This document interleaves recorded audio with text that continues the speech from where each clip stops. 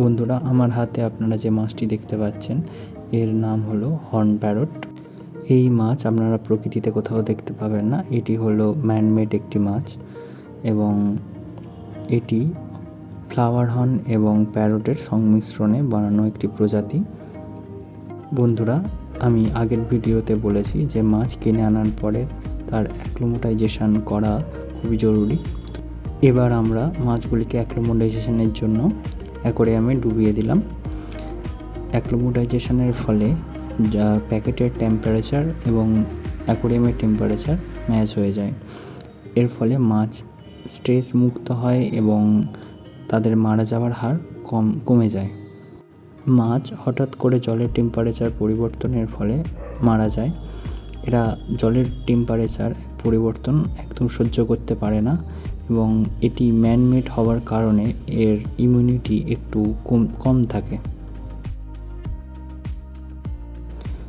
অ্যাক্লিমেটাইজেশনের পরে আমরা মাছগুলোকে অ্যাকোয়ারিয়ামের জলে ছেড়ে দেব এবং এরা ধীরে ধীরে অ্যাকোয়ারিয়ামের পরিবেশের সাথে নিজেদেরকে খাপ খাইয়ে নেবে। হর্ন প্যারট একটি খুব অ্যাক্টিভ ফিশ। এরা সবসময় অ্যাকোয়ারিয়ামের একদিক থেকে অন্যদিকে সাঁতার কাটতে থাকে। আপনারা এদেরকে ব্লাডওয়ার্ম, স্ট্রিম এবং বাজারে যেসব ফিশ ফুড পাওয়া যায় এগুলোকে খাওয়াতে পারবেন অনায়াসে। এরা খুব অ্যাগ্রেসিভ হয়। যখন এরা একটু বড় হয় তখন এরা আরও বেশি অ্যাগ্রেসিভ হয়ে যায়। তো বেসিক্যালি এটি একটি মনস্টার গ্রুপের মাছ। তো আপনারা মনস্টার ফিশের সাথে এদেরকে রাখবেন। এটি একটি সিক্রেট প্রজাতির মাছ, যার ফলে এদের রং এদের খাবারের উপর, জলের পিএইচের উপর এবং টেম্পারেচারের উপর নির্ভর করে।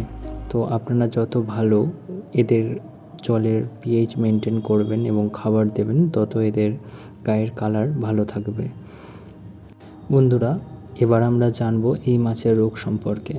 এই মাছগুলি সিক্লেট হওয়ার কারণে এদের জলের টেম্পারেচার 26 থেকে 27-এর মধ্যে রাখতে হবে এবং এর ফলে আপনাদেরকে অ্যাকোয়ারিয়ামে একটি হিটার অবশ্যই লাগাতে হবে। এই মাছের রোগগুলি হলো হোয়াইট স্পট, ব্ল্যাক স্পট এবং সুইম ব্লাডার ডিজিজ।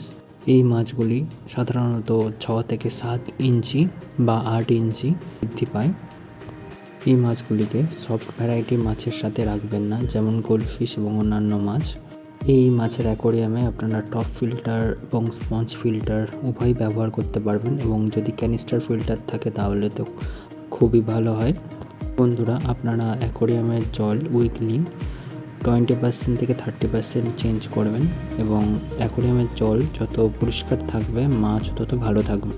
বন্ধুরা, আপনারা জলে অবশ্যই সন্দক লবণ ব্যবহার করবেন। এর ফলে মাছের সাঁতার কাটতে সুবিধা হয় এবং রোগ প্রতিরোধ ক্ষমতা এতে বৃদ্ধি পায়। বন্ধুরা, দেখা হচ্ছে পরের ভিডিওতে। আজ এই পর্যন্ত। চ্যানেলটাকে সাবস্ক্রাইব করবেন এবং ভিডিওটি যদি ভালো লাগে তাহলে কমেন্ট এবং শেয়ার করতে ভুলবেন না।